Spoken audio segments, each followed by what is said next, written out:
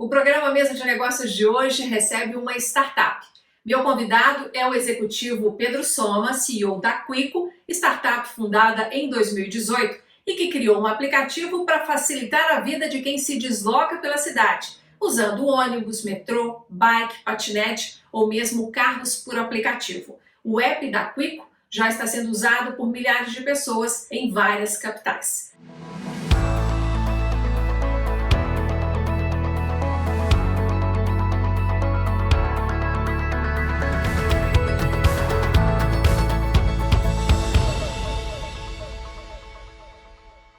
Pedro, seja muito bem-vindo ao Mesa de Negócios. Me conta qual foi a receptividade do mercado de BH.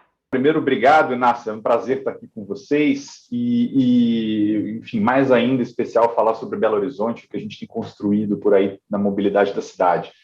A gente tem um pouco mais de um ano de operação em Belo Horizonte e hoje a gente está vendo com muita animação a retomada econômica, as pessoas voltando às atividades na rua e o quanto isso tem impactado a Quico em termos de crescimento de usuários ativos, em termos de oportunidades ainda de mais crescimento nos próximos meses. Pedro, e a Quico em BH está oferecendo os mesmos serviços que já funcionam em outras capitais? Resume para a gente quais são eles. Claro, a gente mostra todas as opções que as pessoas precisam para encontrar os seus caminhos, sempre em tempo real. A pessoa que usar o app da Quico vai poder saber que horas o ônibus passa no ponto, qual a linha que atende melhor a necessidade deles. Em São Paulo, em Salvador, por exemplo, oferece a venda de créditos de transporte, que é algo que a gente ainda não oferece em Belo Horizonte, mas que seria ótimo, por exemplo, a gente nos próximos meses ter apoio e parcerias para conseguir disponibilizar esse serviço por aí também. Ô Pedro, e até aqui, a Quico vem cumprindo o plano original que vocês fizeram ou em função de ações de concorrentes ou mesmo de demanda de usuários, vocês já mudaram alguma coisa? A gente brinca que a única coisa certa do planejamento é que ele não sai como planejado.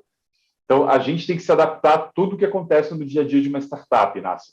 A gente vive desafios diários que vão desde aprender com o usuário a melhor forma de atendê-lo, até reagir a uma mudança do próprio ecossistema.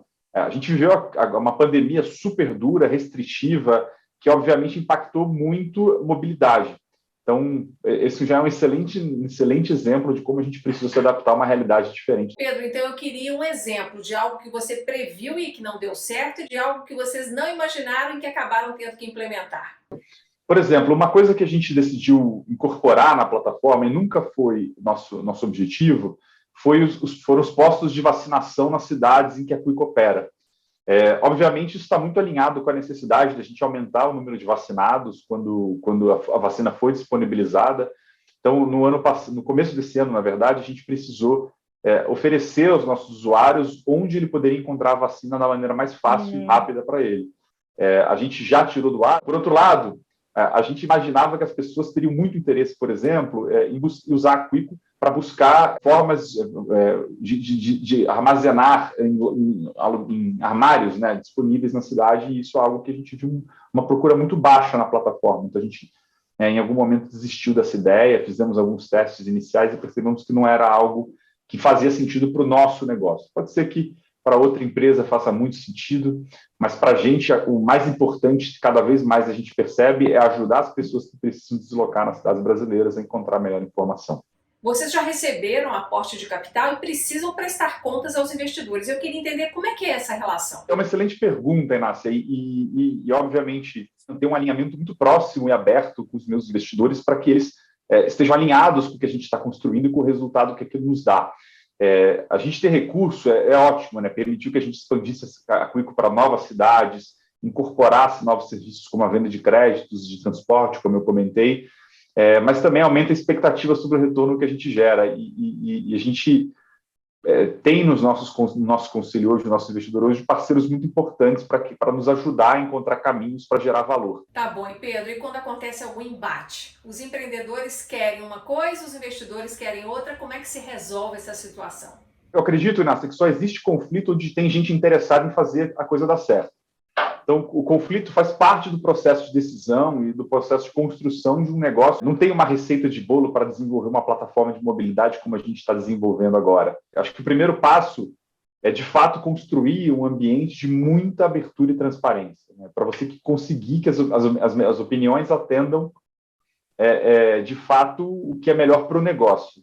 A gente trabalha com muito dado, né? Opinião, obviamente, todo mundo tem a sua, mas contra fatos não há argumentos, então toda vez que a gente consegue trazer dados para um ambiente de transparência e objetividade, a conversa fica muito mais fácil, os conflitos se resolvem naturalmente. Pedro, tem que ter receita, tem que gerar caixa. De onde que vem o faturamento da Quico? É um excelente ponto, Nassa. O sonho de toda startup é não ser mais uma startup, né? A gente quer crescer e se tornar cada vez mais uma empresa madura e capaz de, enfim, entregar muito valor para acionistas, para clientes, para usuários e para todo o nosso ecossistema.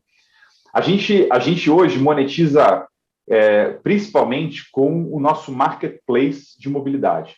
Então, nas cidades em que a gente oferece, por exemplo, a venda de créditos de transporte, a gente recebe uma remuneração por cada real vendido. Isso é uma forma de monetização importante. Para além disso, a gente tem outras duas estratégias muito boas. A primeira delas tem a ver com o Clube Quico. O Clube Quico é uma ferramenta que as pessoas se credenciam no aplicativo e por meio, o usuário, né, final se credencia no aplicativo e ele passa a receber benefícios de acordo com o comportamento dele. A gente fez um piloto desse Clube Quico em Salvador, ao longo de novembro e dezembro, com resultados muito bacanas de adesão. Mais de 20% da nossa base de usuários ativos topou fazer parte do Clube Quico, que premia comportamentos positivos, como usar o transporte público, evitar carro, horários que fazem mais sentido para a própria operação do transporte. Então, outras empresas, além da Quico, podem patrocinar esses benefícios e isso se transforma numa forma de monetização importante para nós. E a segunda, que é uma ideia super inovadora que a gente deve lançar, tem a ver com um programa de assinatura, em que a pessoa também pode encontrar na Quico descontos para o transporte e para o dia a dia dela. Então, a nossa ideia, ainda mais nesse contexto de crise econômica, de inflação super alta, de incertezas sobre os custos do dia a dia, a gente também oferecer uma assinatura que barateie o transporte para as pessoas. Tá certo. Ô Pedro, e para a gente encerrar o programa, me conta aqui um erro que você cometeu e que pode servir de exemplo para quem está nos assistindo. A vida de empreendedor é errar e aprender com o erro para acertar. Eu recomendaria para qualquer pessoa que está começando a empreender agora demora para tomar decisão. A demora de 1 ou 2 ou 3 semanas pode ser muito dura para uma empresa, ainda mais uma startup que está no início de operação, se adaptar. Mesmo durante esse período, a Quico conseguiu crescer mais de 15 vezes.